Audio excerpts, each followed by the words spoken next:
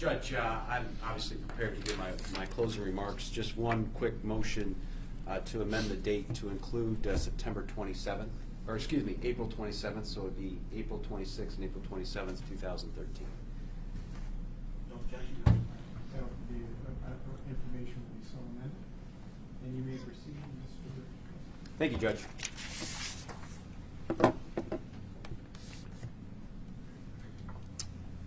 Ladies and gentlemen, the first order of business for me is to thank you. I know, boy, it seems like about 2 months ago we started this process, and it's been a long one. And you guys have shown great, I guess, great honesty, great restraint, and great patience. And I certainly appreciate that. I've been doing this now for 19 years, hopefully for another 10 or 15 more. And I always say when I talk to the jury at the end of a trial that we really appreciate your service, because I truly believe that a jury is the heartbeat of the criminal justice system. Without you, we can't function. And so it goes without saying, I guess, that you guys have really earned your money these last couple of weeks, so thank you. We're talking about an incident that happened April 26th and 27th of 2013 here in Muskegon County.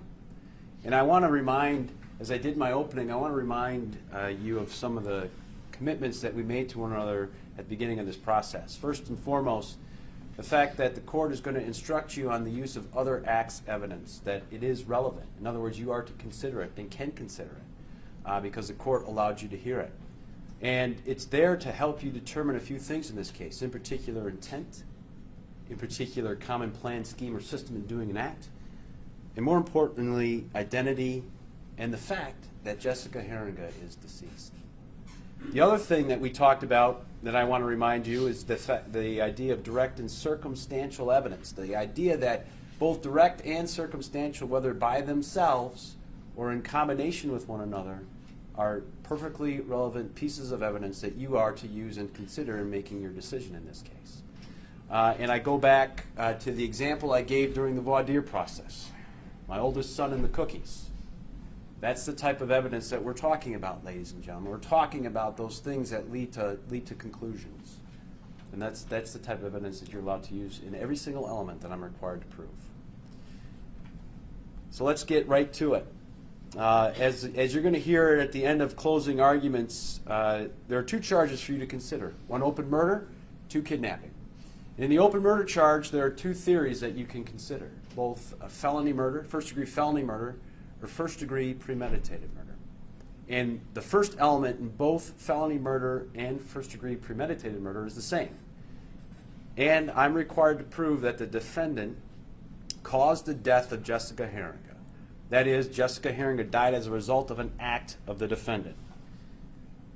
And there are a lot of things, a lot of pieces of evidence that you've seen over the last week and a half that go to show and prove beyond a reasonable doubt that, in fact, the defendant did cause the death of Jessica Heeringa by an act. Let's start with June 29th, 2014. We heard in this case that a young woman by the name of Rebecca Bletch was found in a very rural, isolated, and desolate area, Automobile Road, in the northern end of this county, by herself. We know that as part of this, her personal belongings, her cell phone holder, her earbuds, and her sunglasses were on one side of the road. And we also know that in the middle of this road, we find a spent .22 long rifle shell casing. And what's important about that is the brand, CCI. We also know from the testimony of at the time, Detective Brian Harris, that very close by where Miss Bletch was killed and where her body lay in the roadway, he finds and discovers 2 more spent long rifle .22 shell casings, CCI brand. One, as if you recall in his testimony, one was a few feet, and then the other one was just a few feet from that. Very close in proximity to where, if you remember that photograph, where her head was. And that plays a very important role. We also know from the autopsy report that from her head, the doctor and the investigators collected fired bullet fragments. And we know that based on the location of the wounds themselves, that she was shot 3 times in the head, once in the back and twice on the side, that her manner of death was a homicide, and that the cause of her death was multiple gunshot wounds. And I want you to pay particular attention to wounds C and D. To me, ladies and gentlemen, C and D reflect where those shell casings 5 and 6 were found. In other words, shot execution style. We also know from discoveries that those handcuffs found in that black box where the firearm was found had Miss Bletch's DNA profile. In fact, it was 210 billion times more likely than it was hers than one unrelated, unknown individual, giving investigators a conclusion of very strong support that her DNA profile was on the interior of those handcuffs.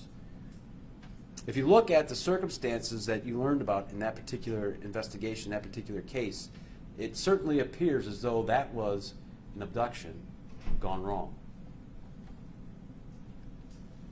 Then we go to April 16th, 2016, Madison Nygaard. At the time, she was 16 years old. And if you remember the testimony, again, we're in the northern part of the county, very, very rural, very isolated, houses quite a distance apart, really not much as a way of commercial businesses along that roadway. And yet we find, in this particular case, the defendant creates another opportunity to collect a victim. Because if you think about it, ladies and gentlemen, as you have been listening to the testimony, what was the reason for him to be out there that day? What legitimate reason did he have to be out there in the northern end of the county looking in an isolated area, very close by the way, to where Miss Bletch was killed off of Automobile Road? We know that as a result, and you saw the collection by Detective Schultz of that Blueberry Farm video. And that video played a really important role in a couple of aspects. First, if you recall, you see that silver van going north on Weber Road. And there's a period of time before it comes back south. Quite frankly, ladies and gentlemen, as everything starts to unfold and as you look back and see how the evidence was collected and produced, the evidence does seem to show and suggest that during that brief period of time, that 3 or 4 minutes before you see that van coming southbound on Weber Road again, he's preparing not only the handgun, but also that insulin and getting it ready for his young victim, Madison Nygaard. We know that from the intersection of the Blueberry Field, you can see straight down Weber Road to the intersection of Weber and River. And what's interesting about that, and we heard this testimony this morning, that in an answer to a question about this particular matter, the defendant stated that he first saw her as he was traveling west on River Road, that he made this U-turn, if you will, down Weber Road, and let it slip, quite frankly, that, and I say, and I quote, "She wasn't where I needed her to be." And think about that for a second as you watch that Blueberry Field video. As he paused in that driveway before headed back south on Weber to River to make contact with her. We know from the video and from the testimony of Madison Nygaard that the individual that picked her up was in a silver minivan. And we know, based on the work of investigators throughout that in particular investigation, that they were able to take these images, get information from the Secretary of State, get information from the Chrysler Dodge people, and work in conjunction with other law enforcement partners to narrow it down to a potential suspect.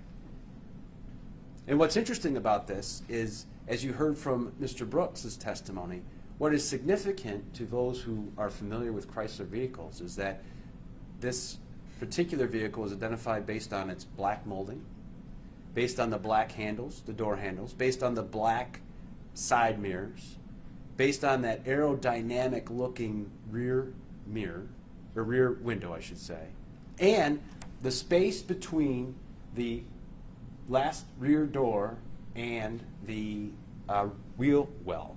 all making it available for them to come to the conclusion that this was a Dodge Grand Caravan manufactured between the years of 2001 and 2007. And you may be asking yourself, gosh, does that sound familiar? As we look back at the Jessica Heeringa investigation and the identification made by Mr. Brooks at the Boyer Coin. We know that from Madison Nygaard that it was a single male driver. There was nobody else in the vehicle, nothing else in the vehicle. And that ultimately she ID'd the defendant as the one who picked her up.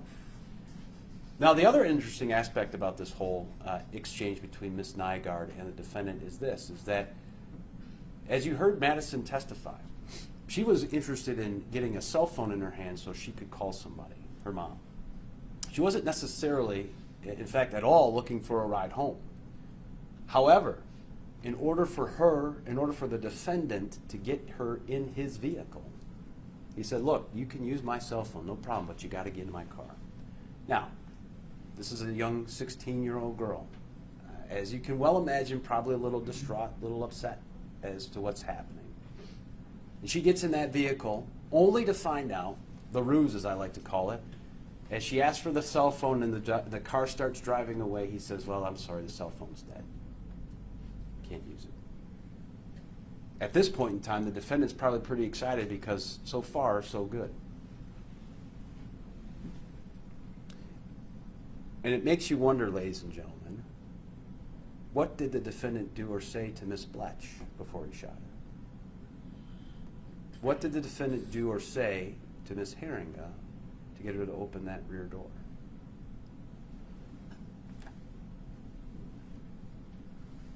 And we know from the testimony, ladies and gentlemen, that ultimately Madison, her antenna go up and she's really concerned because the defendant is not going in a direction that she feels safe. And ultimately, he pulls a handgun on her, points it at her. And you remember the testimony about this, whether there's an orange cap or not an orange cap, and she pointed out to you on the far right-hand side that plunger cap that we know protects the plunger of the diabetic needle. We know ultimately Madison Nygaard made a decision that very day that she decided she was going to fight for her life and jumped from the vehicle, the moving vehicle. She wasn't going to die. And you heard the description given by both Dawn Schmidt, the woman who called 911, and you heard from Deputy Blackmer, the first responding officer to the scene. And they talked to you and told you their observations about how she was when they came in contact with her. Dawn Schmidt talking about her hiding in the bedroom, hysterical, scared out of her mind. But you got more than that, ladies and gentlemen. You got a chance to hear the actual 911 call. The fact that, and you heard her voice, you heard her being scared, her being upset, her being just wanting to talk to her mom. You heard that for your very self. And the fact that investigators in their searches of all the locations involved in all these investigations never once found a toy gun or a fake gun. Quite frankly, because it does not exist. Just like Miss Bletch, this was another abduction that went wrong for the defendant. However, what's different about this particular one is that the victim escaped and was able to help investigators identify her captor. We know not only is this black gun produced for Madison, but when investigators go out and start investigating the actual scene, the scene where this incident took place, they find two very important pieces of evidence. They find two unfired long rifle 22 caliber rounds, CCI brand. And coincidentally, the stamp matches the stamp found in the ammunition box later discovered in the defendant's van. And as you look at the unfired round discovered in the Nygaard investigation compared to the unfired round taken from the ammunition, they look strikingly similar. And we also heard along these lines from Lieutenant Crump who in his 20-plus years as a firearms expert looked at these unfired rounds and made the determination, based on his experience and expertise, that they weren't weathered at all, that they in fact looked like they'd been run over.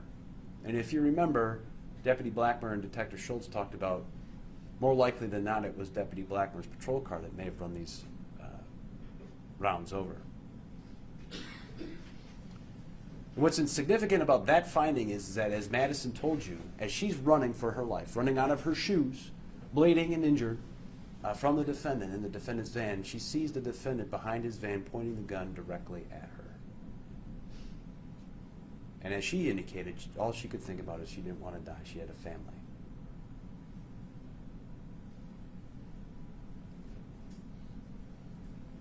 Then we get to the statements that the defendant made as a result of this particular investigation, where he admits to being in the area and picking Madison Nygaard up. As indicated before, his statement about waiting for her to get in the right position before he made contact with her. And he indicated that she had in fact jumped out of the vehicle on North Green Creek Road. And what's significant about his conversation with Detective Schultz is that he lies about where he was that day. Ultimately, somewhat admitting to it as officers were showing them the evidence that they had against him. Then we know from his conversation with Detective Schultz that, and in his statements that were read to you earlier today, that the defendant in that interview admitted to being evasive, that his purpose was to not be honest with investigators. So let's talk about the discoveries now after the defendant is arrested. We have, excuse me, we have this Century safe and the contents therein. This particular, again, these rounds, these 22 caliber rounds, CCI brand. Again, similar to the rounds found in North Green Creek, but more importantly also, the shell casings being similar to the ones found at the Rebecca Bletch homicide scene. We know that this particular handgun is a Walther P22, which was found in the defendant's van. We know that the serial number was obliterated, making it, or an attempt to make it untraceable. But we also know that the Michigan State Police have the ability and the equipment to not only restore that serial number, but manufacturers, as you learned, also have a secondary serial number where they hide it. And from the testimony in this particular case, we know that that gun, that serial number, matches the purchase paperwork of Michelle Snotella. We know that from the testimony in this case that in 2012, Ms. Snotella purchased this Walther P22 handgun. And what's significant about this purchase is that when it was purchased, it came already with a battery-powered laser sight attached and installed to it. We know from the testimony of Gary Foster, and you saw for yourselves, that the laser sight that was essentially given to the exact replica gun to the Norton Shores Police Department fits perfectly in Michelle's gun. And we also know from Mr. Foster's testimony that that particular laser sight was made for that gun, and that was the sight that was sold with Michelle's gun. Now, in any other case, that may not seem to be such a big or significant piece of evidence.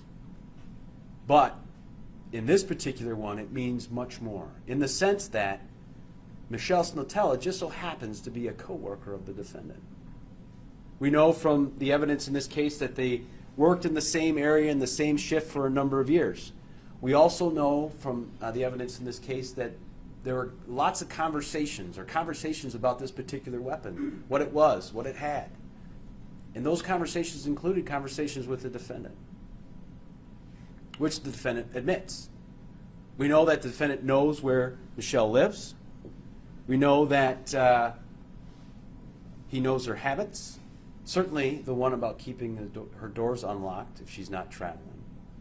And we know from Michelle's testimony and use of the Bing map that she lives right off of the snowmobile trail. We all saw that. That you could sit on that snowmobile trail and easily see the end of her driveway, the comings and goings, from a safe distance. We know from Ms. Schnotella's testimony that she last saw her weapon, the weapon with the laser sight attached to it, at the end of February in 2013. And she remembers that date because there was people that her husband knew that were over for the weekend, and she remembers pulling the gun out and showing them her weapon. The other significant part of Michelle and Gwen Mogenberg's testimony is that in March of 2013, there was a significant period of time where the defendant wasn't working and Michelle was. And the records are there to show you. And we know from Michelle's testimony that that's the only time that she knows that he takes extended leaves of absence to go snowmobiling. We know from Michelle's testimony that she doesn't lock her house when she's going to work, that when it came to storing her weapon, it was stored in her closet in her bedroom, that in the same room where her weapon was stored, she also had her dirty laundry basket. And that becomes significant because of what investigators find in the defendant's shed. As we know from the testimony, investigators find, and this wasn't in some, if you recall the testimony, this wasn't in some location where if you looked and you saw, you'd find it. This was actually tucked, as I believe Detective Peterson talked about, where essentially the attic of the shed and the roof line met. It was tucked beneath and under the rafters, if you will. Wrapped in tin foil and wrapped in plastic. And we know that there are two pairs, and that Michelle Snotella indicated in court to you, ladies and gentlemen, that those were hers.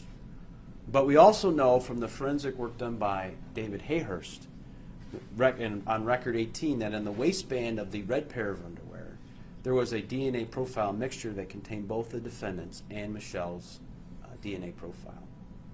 We know from the pink pair of underwear that there were two stains examined. One that had semen and seminal fluid and semen in it, and one that was a female stain.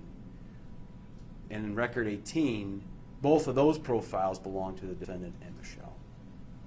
And what's significant here, ladies and gentlemen, is that Michelle tells you that, look, the defendant's never been to her house before. She doesn't socialize with him. She didn't sell or give him her underwear, or the gun for that matter. And she knew of no reason why he should have either one of those. Now, what's interesting is that, as you learned today, the defendant in his statement indicates, well, Miss Notella sold me that gun, and she gave me that underwear. And I don't know if you started experiencing this at all during the course of this trial, but anytime a piece of evidence looks really bad for the defendant, he always has a convenient answer to that question. And this, ladies and gentlemen, was a convenient answer.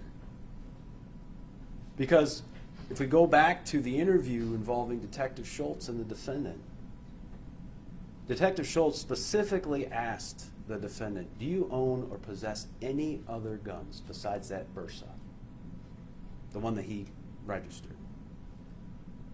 And he said, no, I don't.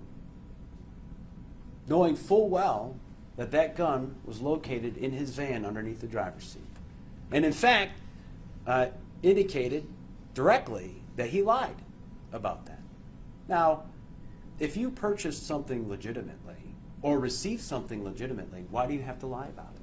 There's no reason. There's absolutely no reason at all to lie about it. And quite frankly, if we look at Michelle Snotella, what's her motive? What's her motivation to come in here and lie about that? She's not going to get in any trouble. It's no big deal. Because it didn't happen that way. This weapon was stolen from her. These underwear were stolen from her. We know from the DNA work of David Hayhurst, based on a stain on the muzzle of that weapon, that the major donor matches the DNA profile of the defendant, and that's 1 in 1.9 quadrillion. We know the stain on the barrel inside the slide, the major donor of that stain matches the DNA profile of the defendant. That's 1 in 192 septillion. We know from the grip and trigger that the DNA profile matches the defendant. That's 1 in 6.1 septillion. Also, going back to Lieutenant Crump, we know that based on his expertise and the analysis that he does, that he analyzed both the fired .22 long rifle shell casings, and he also analyzed the fired bullets removed from Rebecca Bletch's head. And based on his expertise and his conclusions, he made a definite match to the Walther P22 found in the defendant's possession in his van. Both the shell casings and the fired rounds were fired from that weapon. The defendant possessed the murder weapon that killed Rebecca Bletch. And what's interesting about that too, and let's not forget about this, is that, again, weapon recovered, no laser sight. Weapon sold, laser sight. And that laser sight, if you remember from the testimony, was made specifically for the Walther P22 that required 2 watch-style batteries. So let's talk about the toolbox. We know from testimony in this particular case and the note that was recovered from Bailey that that toolbox was an important part of this list of the defendants. In fact, he has, under kit, he has toolbox. And as you remember from Shar, the ex-wife's testimony, she never saw that toolbox before, didn't know it existed. Didn't know about the contents of that toolbox either. We also know that inside that toolbox was this. On the inside lip of that, or inside lid, is an injection site map. We know from the testimony of both Ms. Bishop and, for that matter, Dr. Rude, that there are classes that are given to folks who are diabetic. And in those classes you learn about things on how to take care of yourself, certainly, but more importantly, the effect of insulin or the effect of overuse or underuse of insulin. And we know from Shar's testimony that the defendant was in fact a participant of those classes with her. And what's interesting about this particular insulin kit that I'm calling it, that was found in the defendant's van, is that we have an exhibit, Exhibit 131, which is the FBI lab report, which indicates that the liquid in the one syringe that is full is in fact insulin. The liquid in the Humalog bottle is in fact insulin. And if you recall from Dr. Rude's testimony, that he talked about 50 units. Those needles hold a maximum of 50 units. And in his testimony, he talked about the result of what happens to a non-diabetic individual when they're given 50 units of insulin. In his words, he said that would cause shock, i.e. incapacitation. We know from Dr. Rude's testimony that Humalog is a fast-acting insulin. In other words, it works quickly in the body. We know from the injection site map that there are certain locations that you can inject yourself to increase your chances of that insulin acting quicker than normal. One of those being the outside of your arm, if you remember that testimony. And what's interesting is that I think time is important when we talk about the collection of this. So this was discovered in May of 2016. A month prior to that, Madison Nygaard was being abducted on River Road.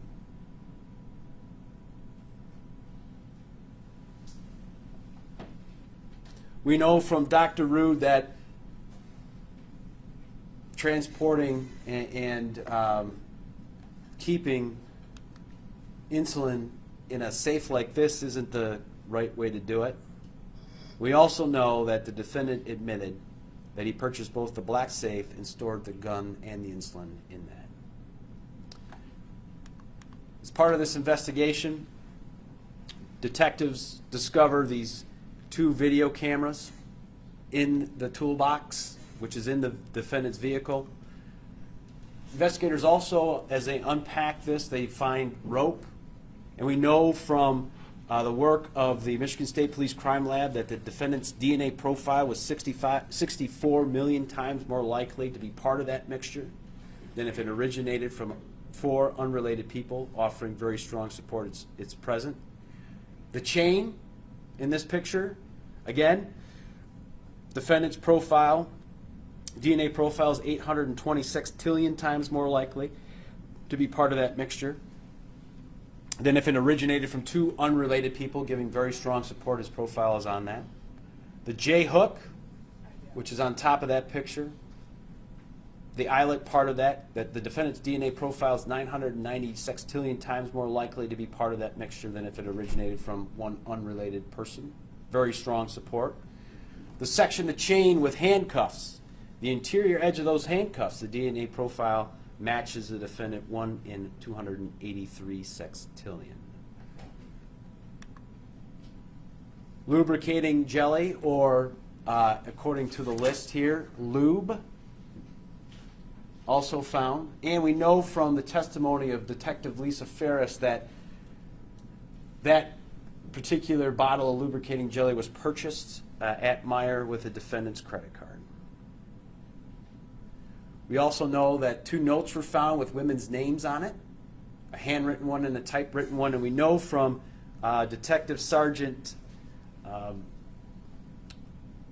Flowers that on the typewritten one, he was able to identify the fingerprint of the defendant. We also know that in this toolbox was a ball gag. And again, on the red ball, the DNA profile matches the defendant 1 in 50 sextillion. We also know that the lab found the defendant's DNA profile in the leather straps, which matched the defendant 1 in 2.29 trillion. We also find the leather restraints in the metal bar. And again, inside in the swabbing of the inside of the leather restraints, we find the defendant's DNA profile, or the DNA profile matches the defendant 1 in 1.7 septillion. Other important aspects of this particular find is that black Mizuno glove. Swab of the exterior, the profile matches the defendant 1 in 473 sextillion. And the interior, the defendant's DNA profile is 66 sextillion times more likely to be part of the mixture than if it originated from 2 unrelated people. As part of the unpacking the black box that contained the handgun and the insulin and the handcuffs, we find 2 pairs of Adidas gloves. The exterior, the DNA profile matches the defendant 1 in 783 septillion. In the interior, there was only 1 DNA profile which matched the defendant's to 1 in 20 quintillion. We also find additional sex toys, the silver bullet vibrator and the purple dildo. And we know from the Michigan State Police Crime Lab, at the swab of the end of the purple dildo, there's a mixture of 2 DNA profiles found.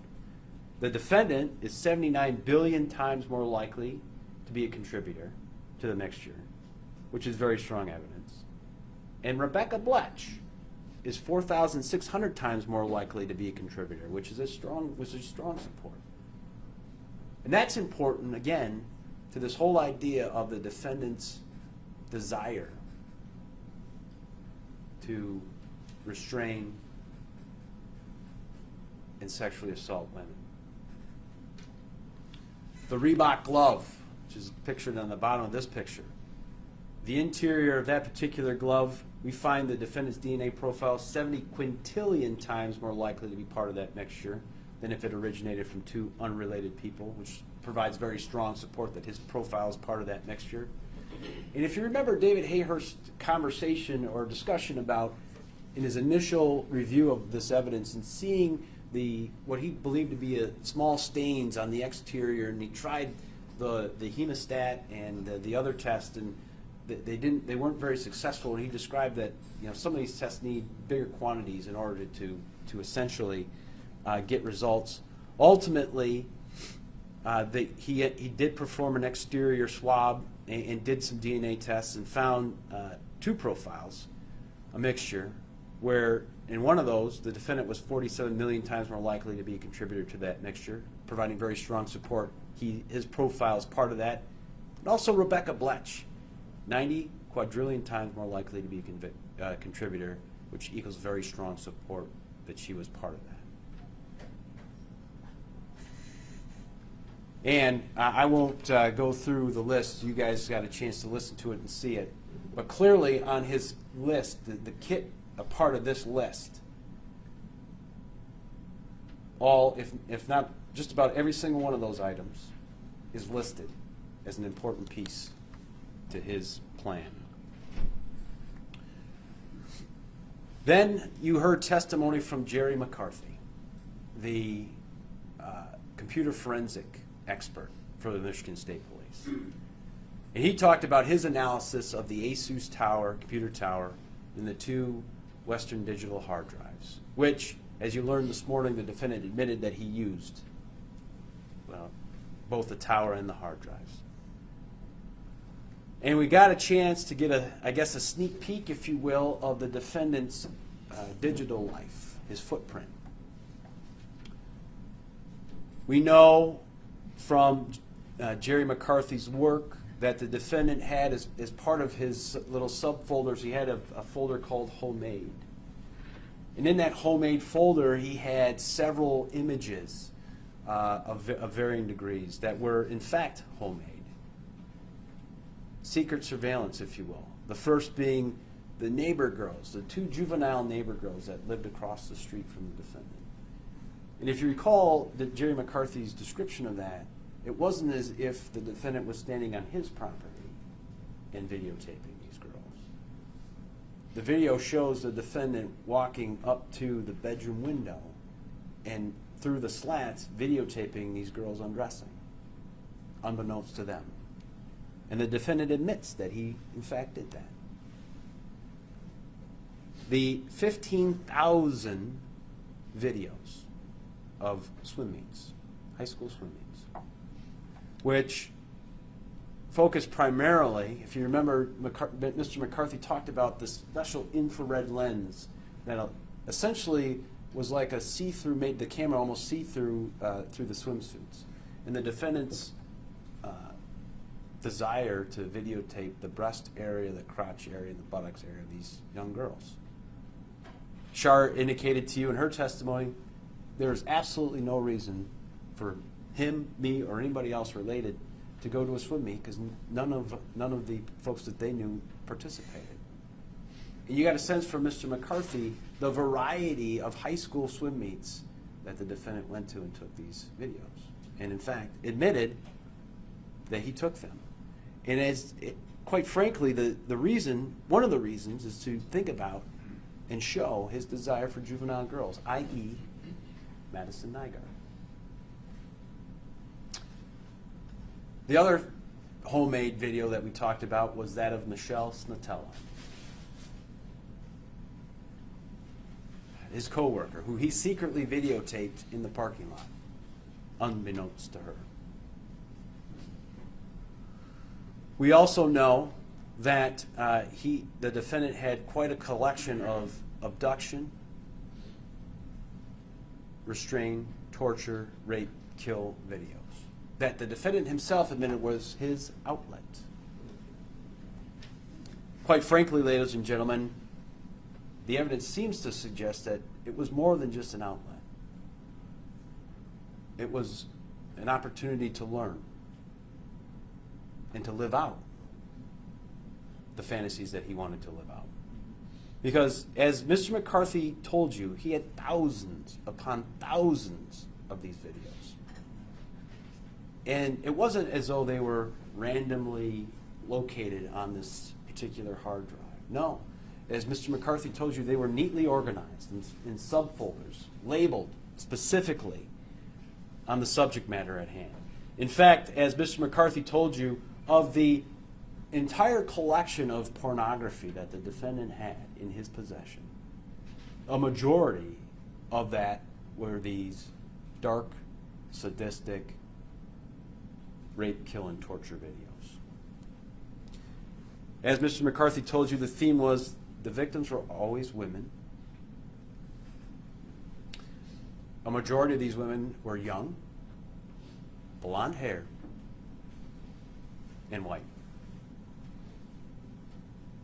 And I asked Mr. McCarthy in particular if any of those videos contained similar items that we find in this toolbox. And Mr. McCarthy told you that, in fact, these videos had women restrained by chains, by rope, by other restraints. He described in some detail the use of the J-hook, handcuffs, ball gag. And all these videos start the same way, with an abduction. They end up with the women being restrained, the women being tortured, the women being raped, and then ultimately they all end in the same way. The women end up dead by various methods: shooting, stabbing, hanging, suffocating with a bag. What's interesting on top of that is the defendant's fascination with serial killers, printing out that list of serial killers. And what's also equally fascinating is the emphasis, if you will, on that list, the tick mark on Lawrence Bittaker and Mr. Norris. Back in 1979, they were known as the toolbox killers. They used a van, and they went out looking for women who were alone and isolated to essentially abduct, restrain, rape, and kill. And he admits to printing this list out. One of the more important discoveries, this VIX file. Now the big file, the VIX file, and VIX, let's I guess make no bones about it. VIX stands for victims, plural. And I want you to notice something as that is broken down. But we don't have a victim listed. Madison Nygaard. And you need to be asking yourself, why is Madison Nygaard not on there? Well, because Madison Nygaard isn't dead. Defendant admits that he created and put the contents in those folders.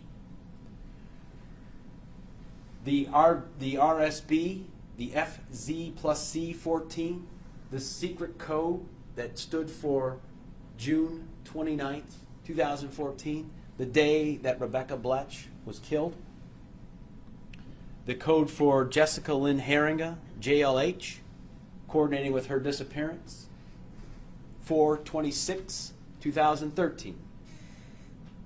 We know that in the subfolders, in one subfolder, the defendant had placed in there a video of a female inserting a tampon and had saved an entire website, an entire pornographic website.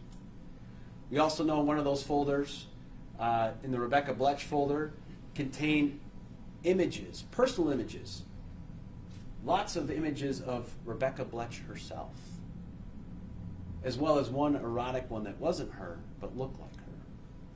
We know from Jessica's folder, it contained pornography, child pornography, and many other personal images of Jessica Heeringa, Dakota Dyer, and her son.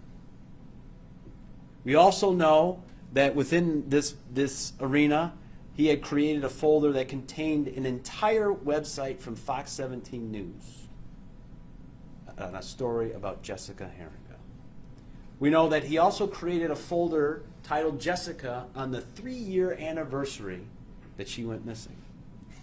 And also important that Mr. McCarthy talked about was a 2013 spreadsheet that had purchases during that year, and as Mr. McCarthy told you, there are several purchases from that Exxon gas station.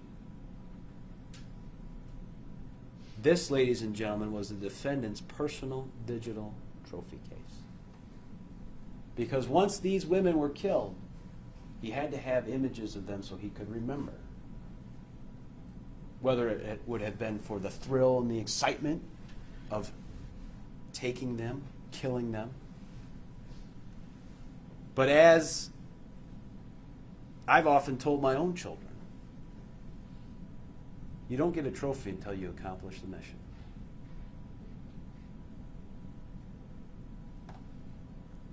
So we know up to this point that the defendant was ID'd by the victim who escaped. We know of the sizable amount of evidence proving the defendant brutally killed Ms. Bletch. And so in some respects, as we started this trial, you were able to see and I guess experience, if you will, the process that Lieutenant Mike Casher went through as this was kind of all unfolding, as he himself was working on the disappearance of Jessica Lynn Heeringa. And ultimately, you were able to see the connection between all that, the defendant, and her disappearance and murder, as it became crystal clear. April 26, 2013. We know that Jessica was a single mom. She had a 3-year-old son at the time. And we know that she loved her son, that he meant the world to her.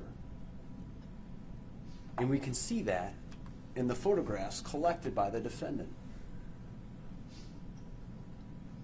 We know from diary entries that her son was never considered a mistake, but a blessing. We know that she worked at the Exxon gas station located on Sternberg in the city of North Shores. That at the time, she had a live-in boyfriend by the name of Dakota Dyer. And as you recall from Mr. Dyer's testimony, he went through the last day of her life. That on that day, they ran errands together.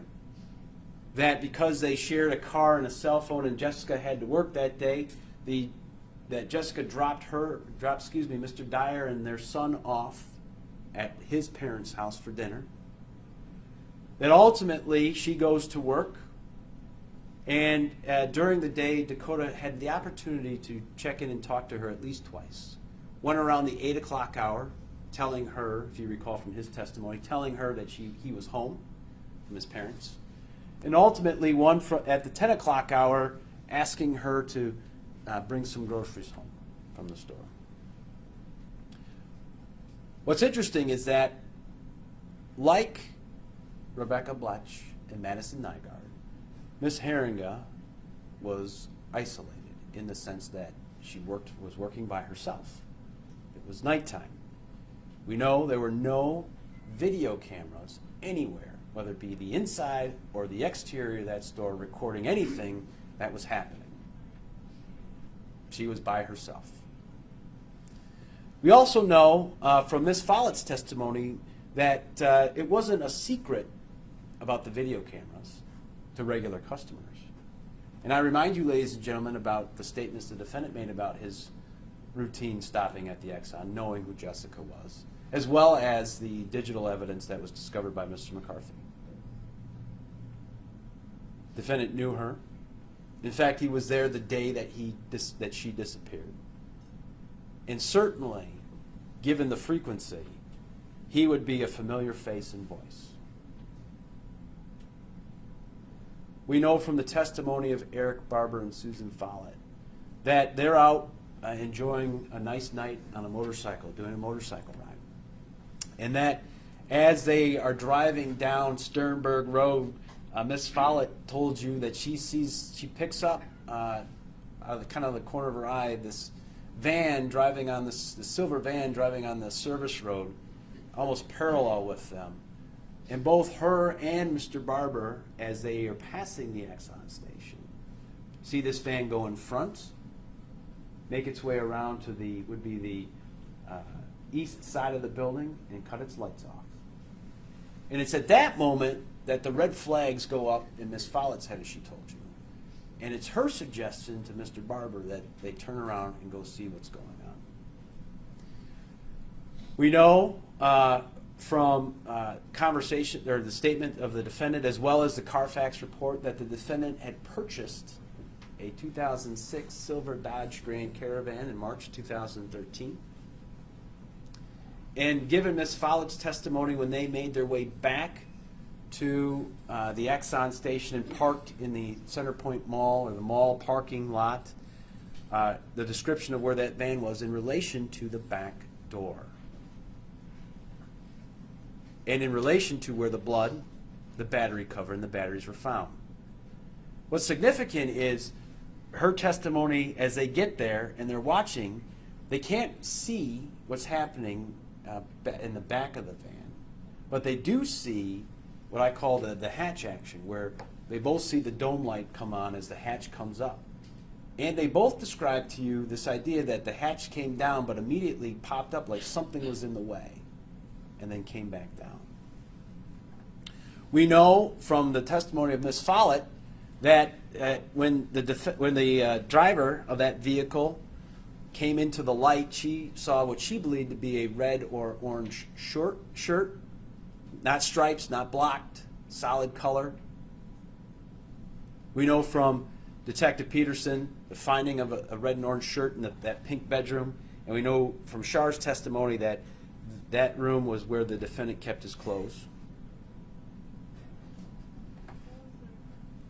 We know from the testimony of both Mr. Barber and Ms. Follett that they cannot see any other movement in that van. In particular, as that van is making its way from behind the gas station to their location. We know that from their testimony that both of them looked at these photographs and said that that was consistent with the van they saw.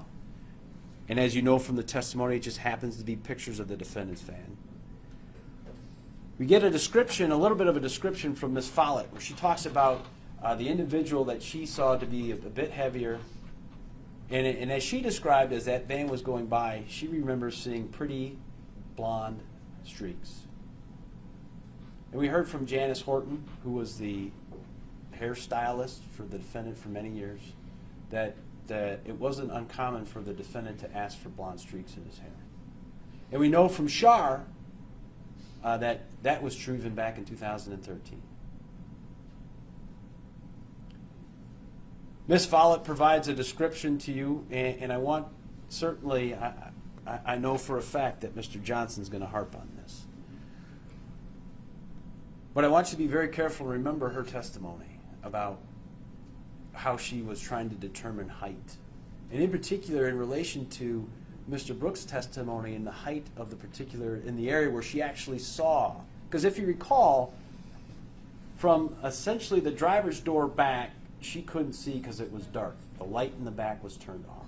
It was only until the individual, the male individual, made his way to the corner of the building where the lights were that he was able to make a determination on height. And we know from Mr. Brooks' testimony that a Dodge Grand Caravan decreases pretty significantly in height as you get closer to the hood, if you will. Even at the driver's side door, from one point being 5'7" to 5'3", 5'3" inches. And I also want you to remember the fact that it wasn't as though, as Mr. Johnson tried to do a demonstration with Mr. Brooks, we know for a fact that Susan was not that close. In fact, she was quite some distance away. Now, I guarantee you that Mr. Johnson will spend some time showing you the sketches and harping on the sketches and the fact that the sketches don't even come close to looking like his client. Therefore, you got to find him not guilty.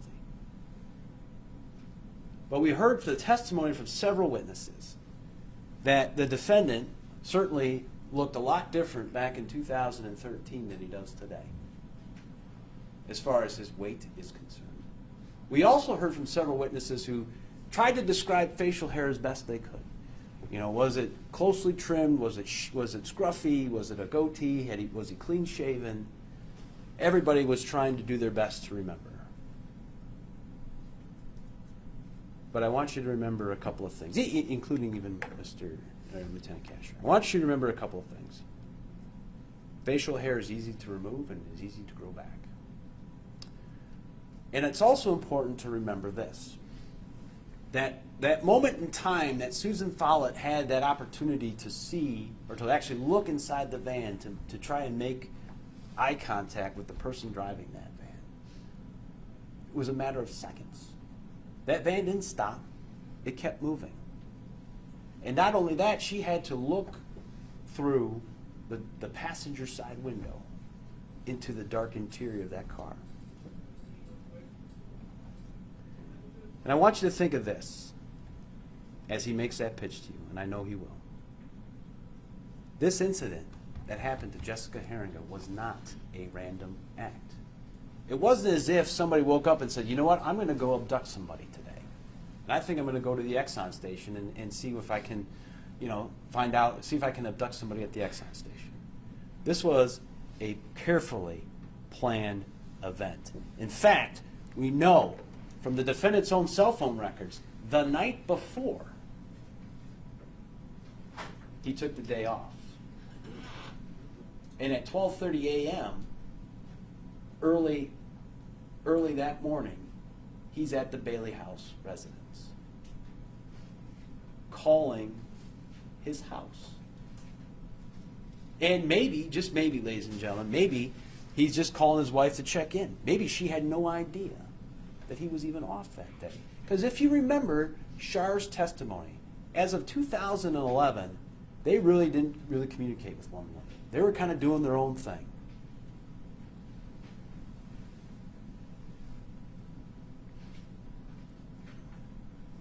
It was done right at closing time. Driving through the front to make sure that there's nobody, no cars, no customers, nothing to interfere with the plan. And what's interesting, that front to back movement, if you think about it from a common sense standpoint, if you remember the testimony, the staff had no control over the lights in the front of the station and on the sides of the station. The only lighting they could control was the back. What a perfect opportunity to take advantage of darkness by turning off the lights.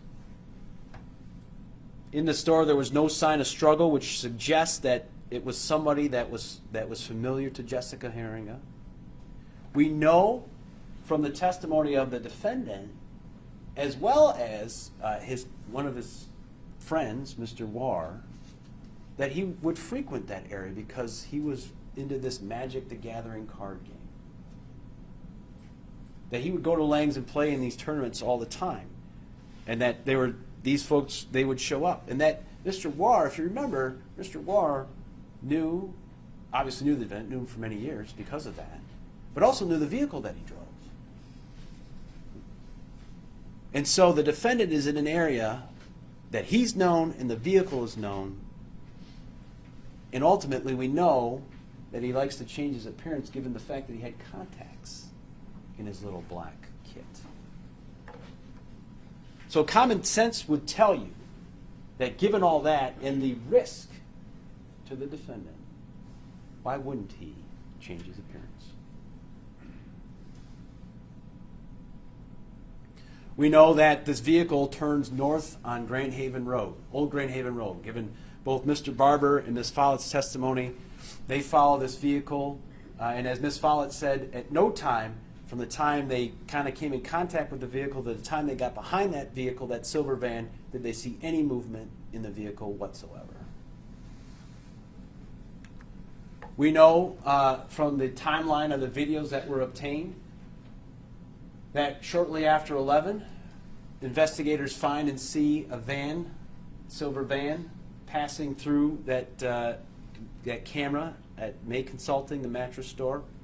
We know, again, in the time sequence, a few minutes later, that same vehicle, that van, is passing through the old homestead, which again is on that route on Old Grand Haven Road.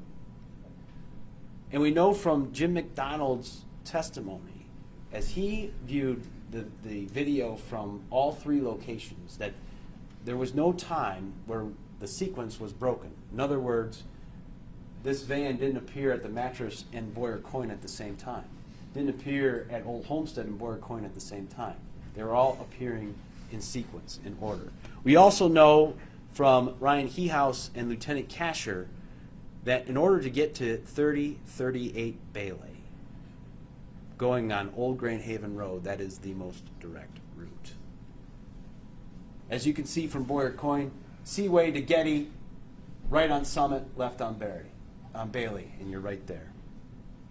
We know from Lieutenant Casher's testimony this morning that it is approximately, at that hour, that 11 o'clock hour, it's approximately a 12-minute drive. Like traffic, more importantly, the traffic control devices are starting to turn into their flashing mode. They're not regulating.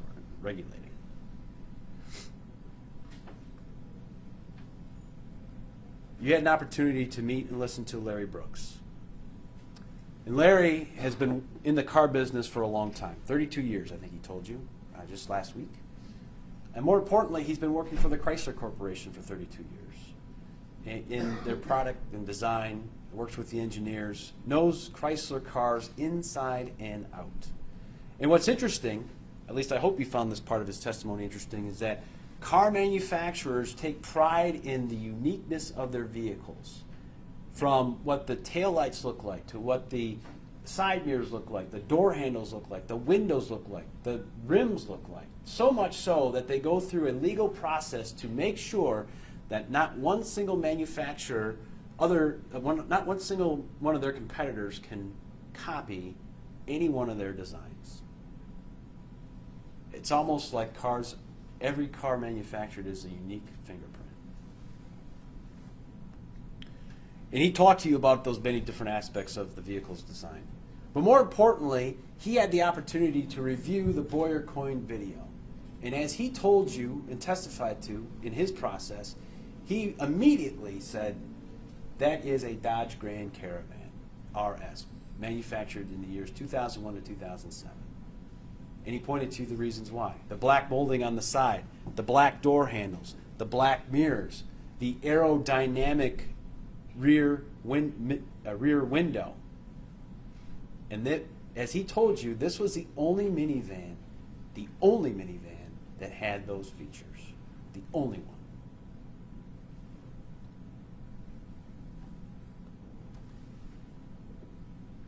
And I remind you, ladies and gentlemen, that we know the defendant owned a vehicle, the same vehicle, in that same model year range. We know at the gas station there was an altercation, that particular blood stain was collected by the police and later analyzed by the Michigan State Police Crime Lab, and it came back to Jessica Lynn Heeringa.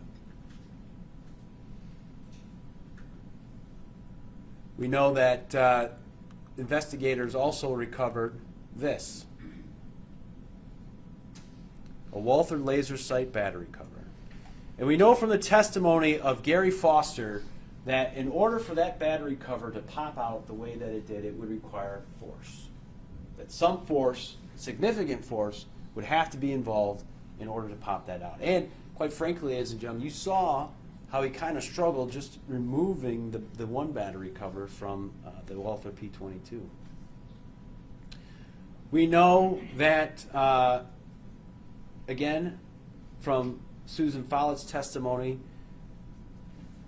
that after they see the hatch come down, pop up, and then come back down, they see no movement in that van, which would suggest that that blood was based off of Jessica Heeringa being hit with something. I would respectfully suggest that she was hit with that Walther P22, causing that battery cover to go flying.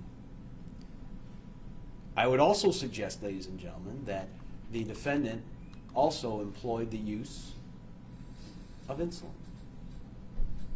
Because remember, as part of Dr. Rood's testimony, again, what 50 units of insulin means, the fact that Humalog is fast-acting, the fact what insulin has, the effect or the quickness that insulin works on a person who's thin, and more importantly, as Dr. Rood testified, when somebody's heart rate is beating rapidly, that is another factor that causes insulin to work very quickly in the body.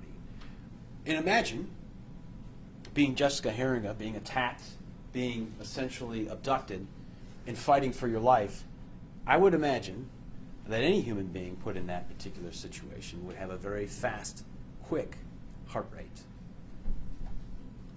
We know, again, the fact that he had access, the defendant that is, had access to all that. Going back to the battery cover, what's significant about the finding of this battery cover, and you saw, again, the demonstration that we did here in this courtroom. That cover, and you can see it for yourself in the picture, is manufactured for Carl Walther. In fact, Gary Foster, as well as I believe one of the investigators, said that they did some checking, and Mr. Foster sells guns for a living. That cover belongs to a laser sight manufactured for the P-22. And we know from the demonstration in court that the Walther P-22 that Mr. Foster provided to Norton Shores, equipped with a laser sight, that cover fit exactly onto that laser sight.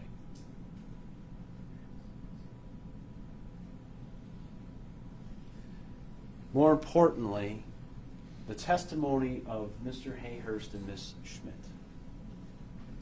Mr. Hayhurst talked about, in his initial work on that battery cover, talking about seeing a profile that worthied, at least in his mind, moving it on to allow further examination and analysis under the new StarMix system. And more importantly, he talked about seeing male components to that profile. And we know from Ms. Schmidt's testimony that although it's a low number, it's not zero. The defendant is not excluded as being a potential contributor to that profile.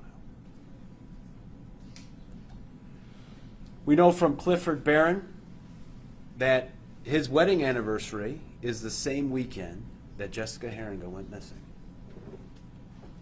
We know from his testimony that he observed the Sunday after Miss Heeringa went missing scratches on the defendant's face and arms, and the deep one near his thumb where one might hold a gun.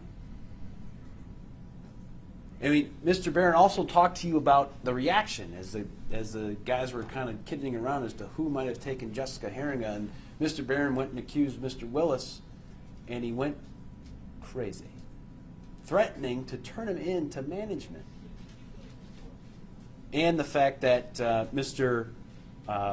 Barron talked about shortly after that is when Mr. Willis put bandages on his injuries. And when questioned about where those scratches came from, if you recall that testimony, the defendant told Mr. Barron, I was doing a brake job, or I was doing brakes and I got injured. Well, we know from the Carfax report he actually has a professional do his brake job. And Mr. Barron, who is actually a guy that works on vehicles, says, no, I don't see that happening. And quite frankly, noticed the fact that his hands were clean. And as Mr. Barron told you, working on brakes, you're not going to walk away with clean hands, even if you spend time scrubbing them. So, putting in perspective then, when Jessica goes missing, it received a lot of attention, local attention, a lot of national attention. People were out looking for silver vans. And this all is happening prior to Norton Shores following up on a tip involving the defendant. And quite frankly, this is all happening after Mr. Barron makes his discovery and puts the defendant on notice that those things are an issue. In fact, if you recall from the testimony, both Sergeant Baker and Corporal Hare do not come in contact with the defendant until some 12 days later. Plenty of time to heal. Plenty of time. Both talk about viewing the van. Both talk about seeing that the van looked really clean. In fact, I can't remember if it was Sergeant Baker or Corporal Hare talking about the fact that this van had fresh vacuum marks in it. The defendant, when asked, hey, what were you doing that night, admits to being in the area, admits to being at the Exxon station at 5 o'clock and buying mitts, and admits to being at the mall playing this card game, but tells both Sergeant Baker and Corporal Hare that he is done by 9:30, he's home by 9:45, and he doesn't go anywhere until 12:30 a.m. the next morning. And what's interesting about that is that he decides at 12:30 a.m. to go to his grandfather's house on Bailey, where nobody lives, to pick up a board for a dog gate that doesn't need to be repaired. And then decides that he's going to go to Taco Bell. But what's interesting is that he chooses the Taco Bell not by his house, which is closer. He goes back to the Taco Bell near the crime scene. Given all his other interests, it's clear that he wanted to see how his handiwork turned out, what was going on. Because as Lieutenant Casher said, there was kind of a flurry of activity, and it was just getting started around that 12:30 time. We know from the testimony of Sergeant Baker and Corporal Hare that they asked to speak to his wife and were told that she was unavailable. But we know that's not true, because Shar said, hey, look, I was there, I looked out the window, I saw our van doors up, I saw the officers kind of looking through it, and I was unaware at all that that they wanted to talk to me. The defendant never told me. I never knew. And in fact, when they asked for the cell phone and were told, well, my wife has it, I can't give it to you, the cell phone was sitting right there in the living room, according to Shar. What's interesting about that also is you heard the answering machine message from Corporal Hare to Shar saying, hey, look, Corporal Hare, we're just kind of doing some investigation. I'd like the chance to talk to you. And Shar listened to that and said, I never heard that message. Never knew. I never knew that Norton Shores Police Department wanted to talk to me. Defendant never told me.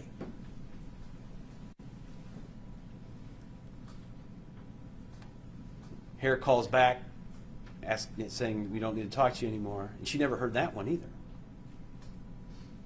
And in fact, if you think about it this, ladies and gentlemen, from a common sense perspective, if in fact Shar had actually reached out and talked to investigators or Corporal Hare or Sergeant Baker, why would Corporal Hare have to call back saying, hey, don't worry about it, we don't need to talk to you anymore?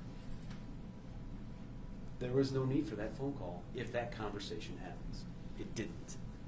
We know that this particular phone message was found in the camera bag in the defendant's shed, that the camera battery in that bag had a stain on it, and that stain matched the DNA profile of the defendant, 1 in 13 billion. We also know that Mr. Hayhurst swabbed the strap of that particular bag, and the defendant's DNA profile was part of that, 1 in 4.7 quintillion.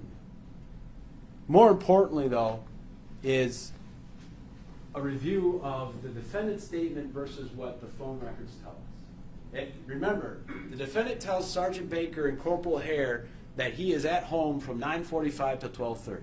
Well, according to his cell phone records, he's not. That at 11:23, shortly after Miss Heeringa goes missing, he's bouncing off the tower that encompasses the Bailey residence.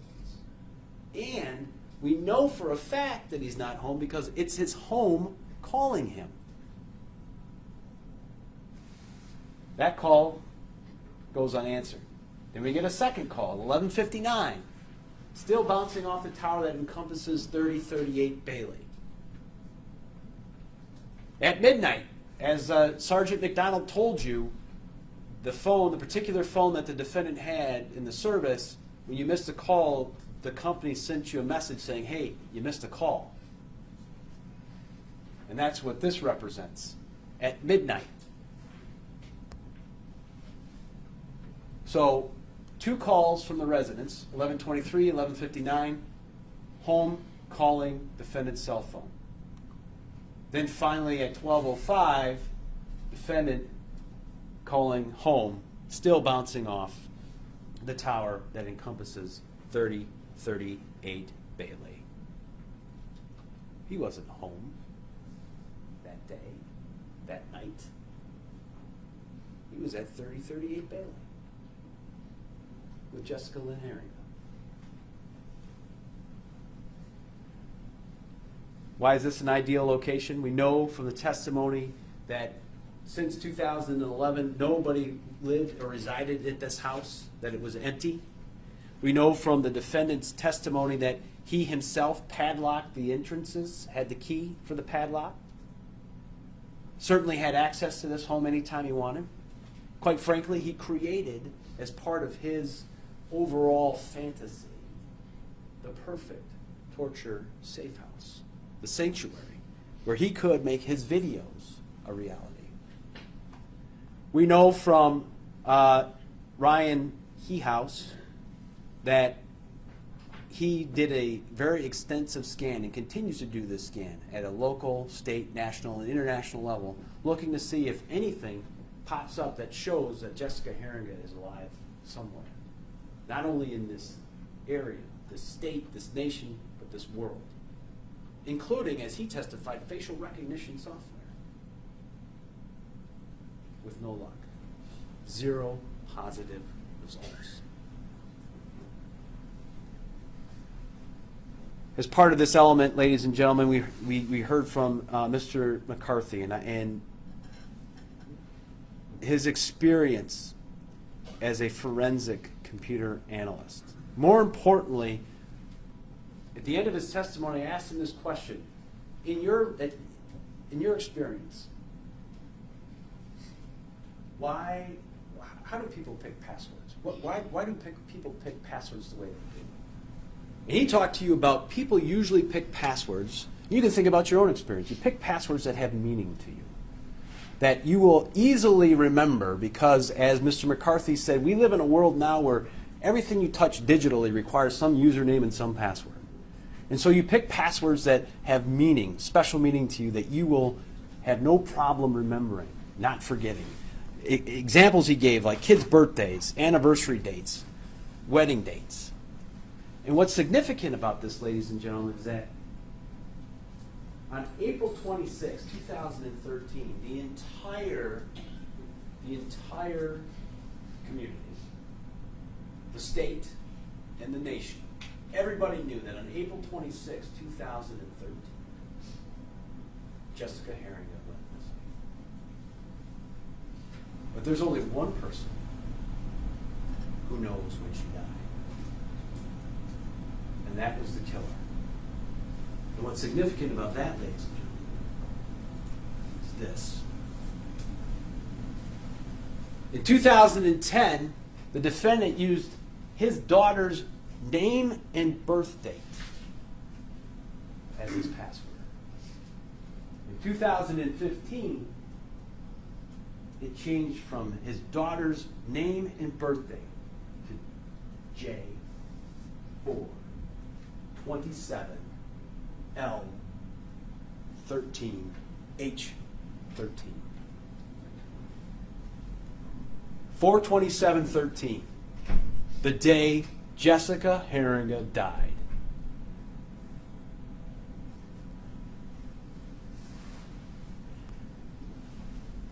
Ladies and gentlemen of the jury, as far as element 1 is concerned, as you look at the totality of the evidence in this case, the evidence proves beyond a reasonable doubt that not only is Jessica Heeringa dead, but she died at the hands of the defendant. The second element I'm required to prove is that both, and this is both for premeditated and felony murder, that he intended to kill Jessica Heeringa. The defendant intended to kill her. Now, the court's going to give you some guidelines to help you determine that intent. For example, you can look at what he said, how he did it, or by any other facts and circumstances. And you can also include the other acts of evidence that we've been spending some time talking about to determine intent.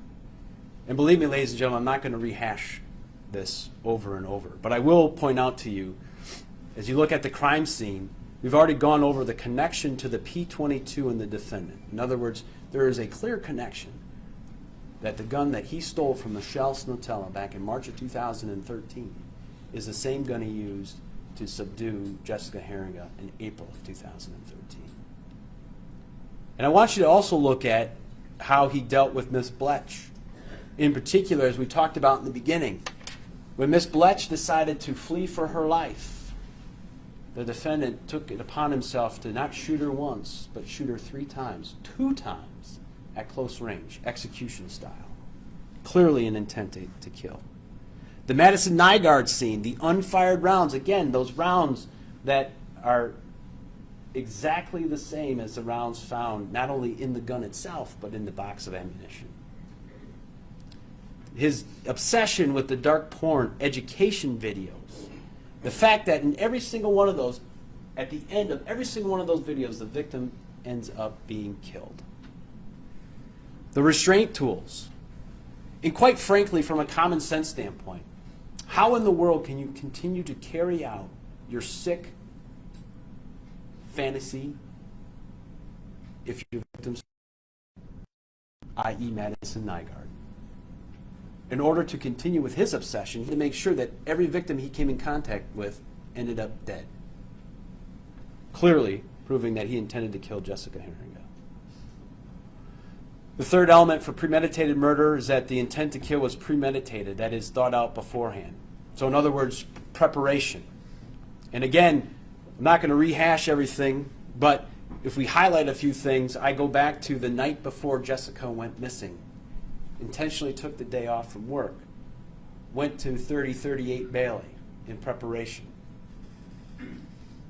scoping out the location and the victim, becoming familiar with Jessica Heeringa's work hours, the work pattern, understanding that the station itself had no video surveillance system in order to capture this deadly deed. The purchase of the van itself. I remind you about the toolbox killers. The fact that he took the time to steal Michelle Slatella's gun and then make it untraceable in his mind by trying to scratch off the serial number. Ladies and gentlemen, this note, this checklist, if you will, of the things that he needed in order to accomplish his mission. Certainly the toolbox, as we've gone through, and its contents. The fact that he carried in his van this loaded gun and this insulin kit.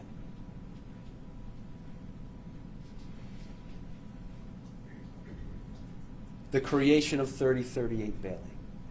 The opportunity that presented to him, in other words, a sanctuary where nobody would know what he was doing down in the basement.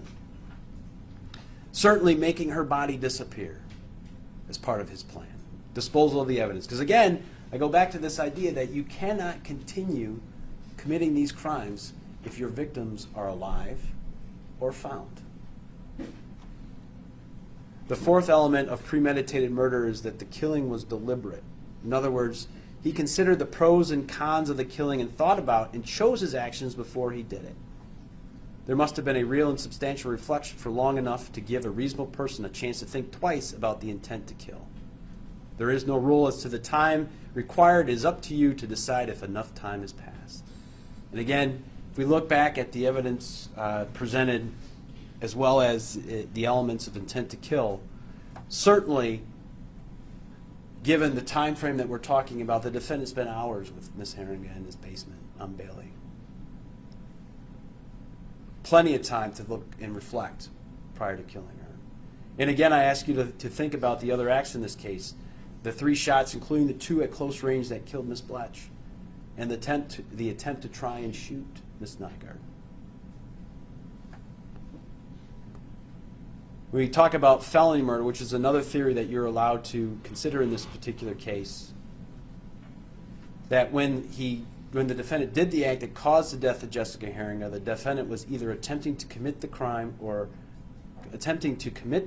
committed the crime of kidnapping.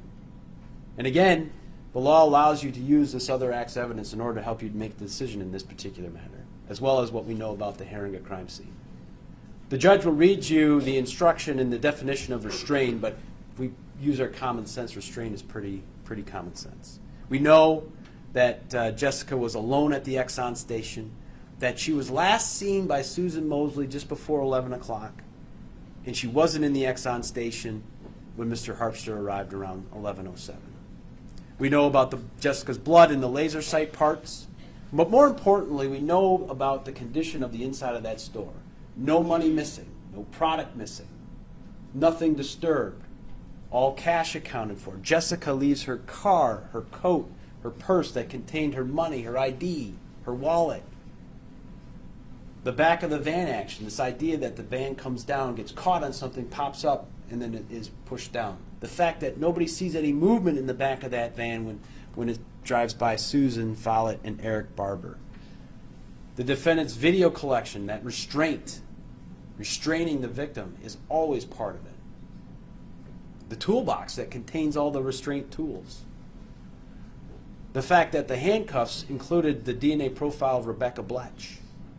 And so in some respects we can come to the conclusion that perhaps when he subdued Miss Heeringa, he put handcuffs on her to make sure that she didn't move. The fact that Miss Nygaard was restrained in the van at gunpoint. And certainly I keep going back to this list. It's part of his kit. It contains several items of restraint, including large and small zip ties, restraint board, restraint bar, handcuffs, all with the idea of restraining. 3038 Bailey, an area that the defendant controls, that he put the locks on. The video timeline from the stores that puts him in that direction, going in that direction the night that Jessica Heeringa went missing. All show the defendant's intent to restrain Jessica Heeringa. The other element that I have to prove is that when he did so, when he restrained her, he intended to do one or more of the following. You're going to hear the court, excuse me, go through a list, but clearly, given the evidence in this case, the defendant's purpose, his intent, when he restrained Ms. Heeringa was to do so to engage in criminal sexual contact, or penetration.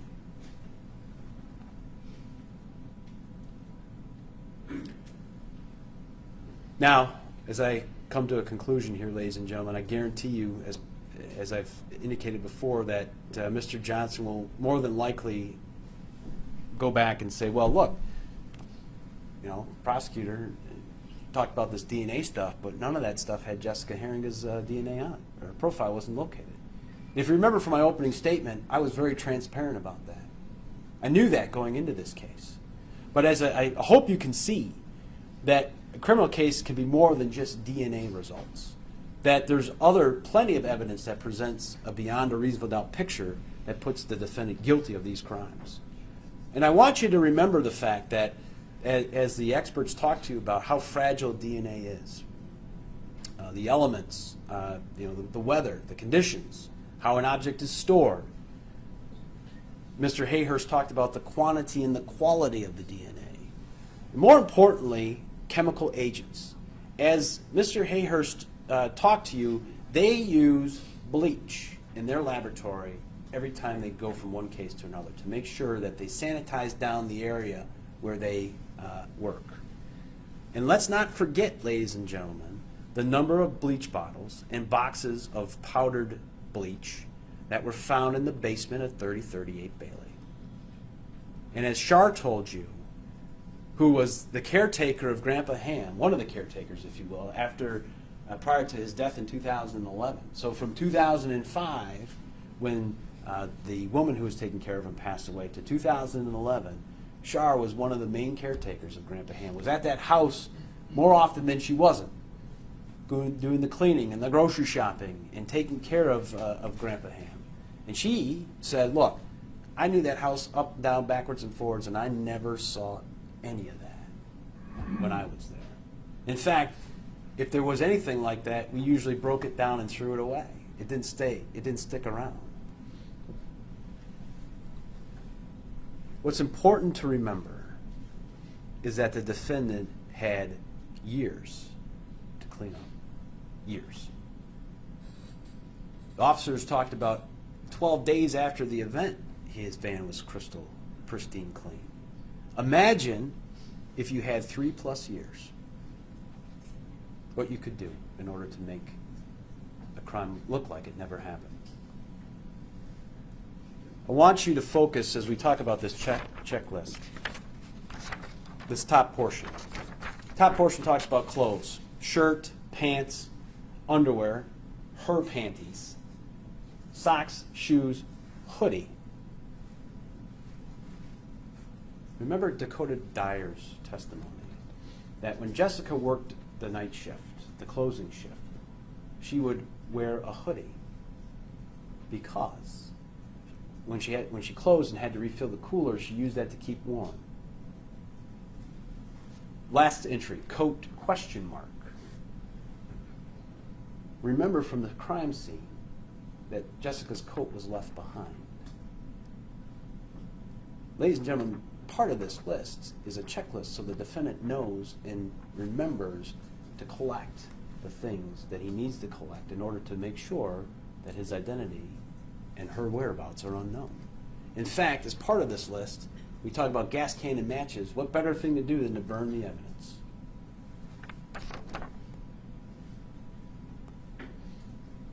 And again, I go back to my initial comments. It's hard to continue with your criminal activity if you leave evidence behind. We know he was kind of successful with Ms. Heeringa. Not quite, but kind of. And maybe he got cocky and arrogant when it came to Ms. Bletch and Ms. Nygaard. Because by the time Ms. Bletch is being killed, he's gotten away with murder once and it's been 2 years. So, as we think about that, the time he had to take care of the evidence. Again, ladies and gentlemen, I want to thank you for your attention and your time and your patience, and allowing me to spend at least this long period of time in order to kind of walk through with you the evidence that was presented in this case and how it relates to the guilt of the defendant, both on count 1, whether it be first-degree premeditated or first-degree felony murder, he's guilty of that. In count 2, kidnapping of Jessica Lynn Heeringa. Thank you.